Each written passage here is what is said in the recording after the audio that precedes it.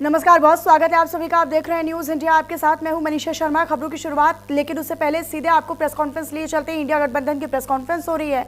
मल्लिकार्जुन खड़गे क्या कुछ कह रहे, सुनिए। तंत्र का है, क्योंकि जब कभी भी लोकतंत्र और संविधान खतरे में होता है तो अपोजिशन के लोग एक होकर अन्याय के खिलाफ लड़ते हैं। तो इसीलिए हमने ये तय कर दिया है कि इस इलेक्शन में एक अच्छे उम्मीदवार को, एक अच्छे कानूनदा आदमी को और एक अच्छे स्वभाव के जो उम्मीदवार है उसको हम खड़ा करने जा रहे हैं।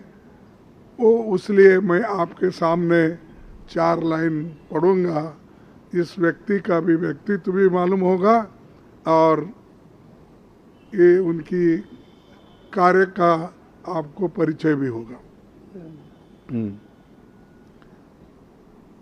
Shri B Sudarshan Reddy garu is one of the India's most distinguished and progressive jurists.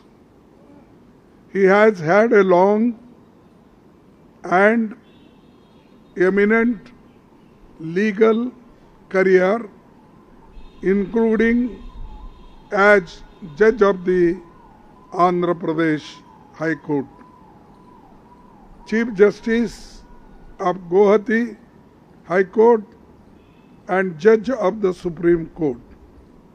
He has been a consistent and courageous champion of social, economic and political justice.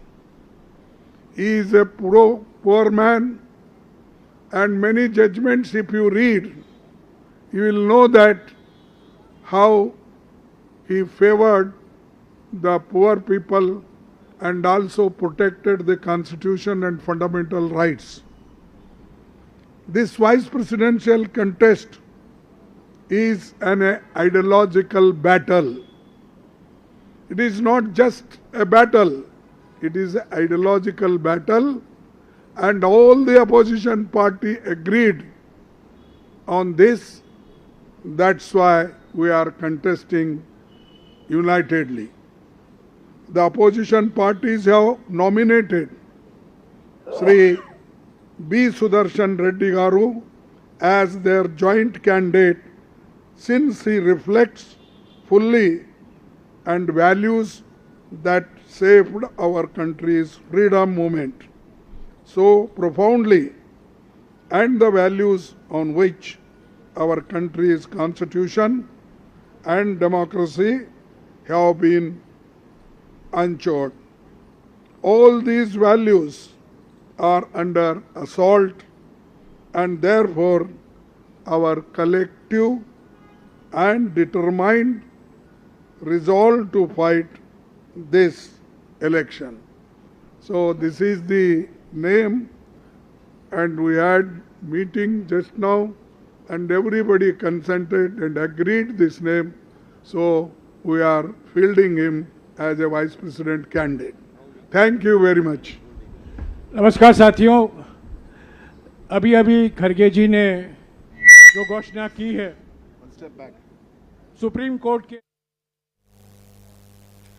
और इसी पर अधिक जानकारी के साथ पंकज वानखेड़े मेरे साथ मेरे सहयोगी जुड़े हुए हैं लाइव। सीधा पंकज, आप ही का रुख करते हुए, अभी हमने मल्लिकार्जुन खड़गे को सुना और किस तरीके से उन्होंने उपराष्ट्रपति पद के उम्मीदवार का ऐलान करते हुए कई बातों का जिक्र किया है। बिल्कुल, बेशक। देखिए, बी सुदर्शन रेड्डी का नाम निकल कर आया और हम सवेरे यानी कल से भी कहें तो हम लगातार इस बात को लेकर कहते नजर आए थे हम लोग कि हो सकता है साउथ का ही कोई नेता हो ऐसा, या साउथ का ही कोई व्यक्तित्व ऐसा हो जिसको लेकर जो एनडीए का उम्मीदवार है उसको एक चैलेंज करता कोई चेहरा हो। वैसा ही एक चेहरा इंडिया अलायंस ने निकाल कर लाया है और वो है जस्टिस बी सुदर्शन रेड्डी। उनका लंबा अनुभव रहा है लीगल कार्यों में लेकर, और वो 1995 में पहली बार आंध्र प्रदेश के हाई कोर्ट के जज बने हैं। उसके बाद गुवाहाटी के चीफ जस्टिस 2005 में बनाए गए। उसके बाद 2007 से लेकर 2011 तक सुप्रीम कोर्ट के भी जज रहे हैं।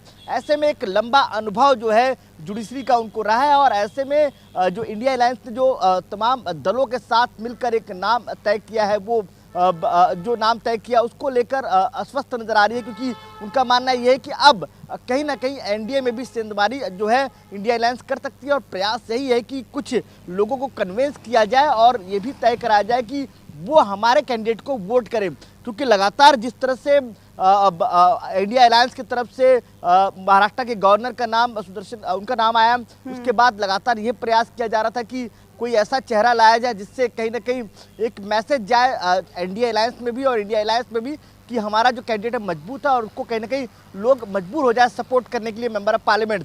ऐसे ही एक नाम निकाल कर जो लेके आए हैं इंडिया अलायंस की तरफ से, वो है सुदर्शन रेड्डी। तो अब देखना होगा कि क्या समीकरण बैठते हैं, किसके खेमे में कौन जाता है। मूलतः आंध्र प्रदेश से बिलोंग करते हैं, तेलंगाना जो वर्तमान में नया राज्य है, तो कहीं ना कहीं प्रयास ये होगा कि तमिलनाडु की जो रीजनल पार्टीज है, जो एक बार डर था डीएमके कहीं इधर ना चली जाए, अब ये अस्वस्थ होते नजर आ रहे हैं कि डीएमके का सपोर्ट बना रहेगा। दूसरी तरफ महाराष्ट्र से भी जो हालांकि अन्य पार्टियां हैं, के लिए भी सुदर्शन रेड्डी कितनी बड़ी चुनौती बनेंगे ये आने वाला समय ही बता पाएगा। बहुत शुक्रिया पंकज आपका इस जानकारी के लिए।